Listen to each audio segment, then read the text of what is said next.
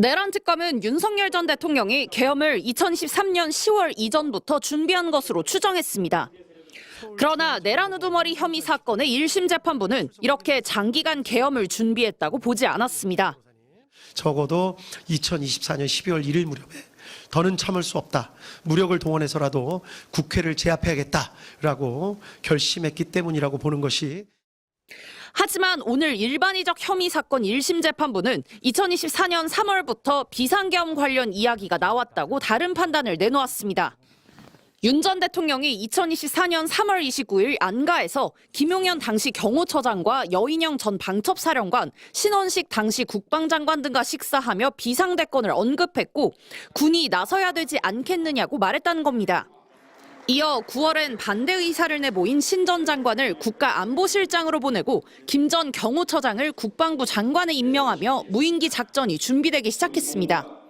여 전 사령관의 휴대전화엔 적행동이 먼저임, 전시 또는 경찰력으로 통제 불가 상황이 와야 함 같은 메모가 남아 있었습니다. 김 전 장관은 작전을 신중히 시행해야 한다는 합참의 의견에도 무인기 침투 작전을 강행하고 국가안보실에는 그 내용을 숨겼습니다. 재판부는 지속적인 자극에도 북한이 무력 대응을 하지 않자 김 전 장관이 2024년 11월 오물풍선 원점 타격까지 지시한 것으로 판단했습니다. 국가안보를 책임져야 될 세력이 정치적 이해, 권력 유지를 위해서 국가안보를 내팽개친 이중성에 대한 판단이었습니다. 국민 여러분, 각성해 주십시오. 이 무도한 사법부를 그냥 둬서는 안 됩니다. 이 사건 역시 항소심은 내란 전담 재판부에서 맡게 됩니다. 계엄 준비 시기는 윤 전 대통령 등이 일부러 국가 비상사태를 만들려 한 것인지에 대한 판단과도 맞물려 있기 때문에 2심에서도 쟁점이 될 것으로 보입니다. MBC 뉴스 구승입니다. 지난 2024년 10월 북한이 평양에 남한 무인기가 침투했다며 공개한 사진입니다. 2달 후 12.3 내란이 터지면서 윤석열 전 대통령이 비상계엄을 선포할 구실을 만들기 위해 북한을 도발하는 무인기 침투를 지시했던 게 아니냐는 의혹이 제기됐습니다.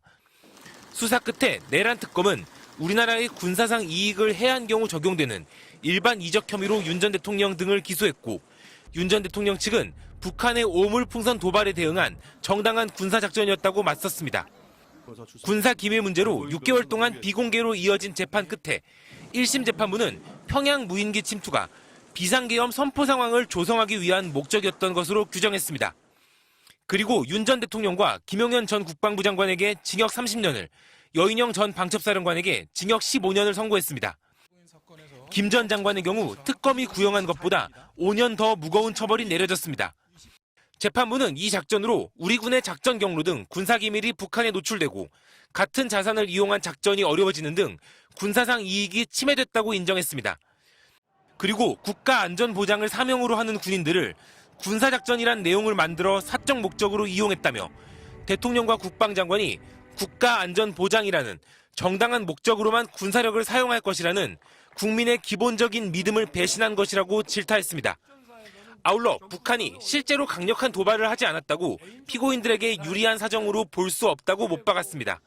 다만 비상계엄 선포 계획까지는 몰랐던 것으로 보이는 김용대 전 드론작전 사령관에겐 징역 3년에 집행유예 5년이 선고됐습니다. MBC 뉴스 김건희입니다. 내란 특검은 윤석열 전 대통령 일당의 내란 준비 시점을 2023년 10월 이전으로 특정했습니다. 방첩사령관과 육군참모총장 등 군 사령관 인사부터 1년 넘게 비상계엄을 계획했다는 겁니다. 노상원 전 사령관의 수첩과 윤 전 대통령과 군 수뇌부의 모임이 핵심 정황이었습니다. 이 수첩엔 주요 정치인들이 수거 대상으로 적혀 있었고 헌법 개정 등 계엄 이후 구상으로 의심되는 내용도 적혀 있었습니다. 하지만 지기현 재판부는 수첩의 신빙성을 인정하지 않았습니다. 작성 시기를 알 수 없고 일부 내용은 실제와 다르다고 봤기 때문입니다. 비상계엄 2달 전인 국군의 날 저녁에 윤 전 대통령이 한동훈 전 대표를 잡아오라고 한 적이 있다는 곽종근 전 특전사령관의 증언. 한동훈이하고 일부 정치인들 일부 호명하시면서 당신 앞에 잡아오라 그랬습니다. 당신이 총으로 쏴서라도 죽이겠다고 하셨습니다. 이 역시 인정되지 않았습니다. 곽 전 사령관이 술을 많이 마셨던 걸로 보이고 동석한 이진우, 여인영 전 사령관 등은 이 같은 진술을 하지 않았다는 겁니다.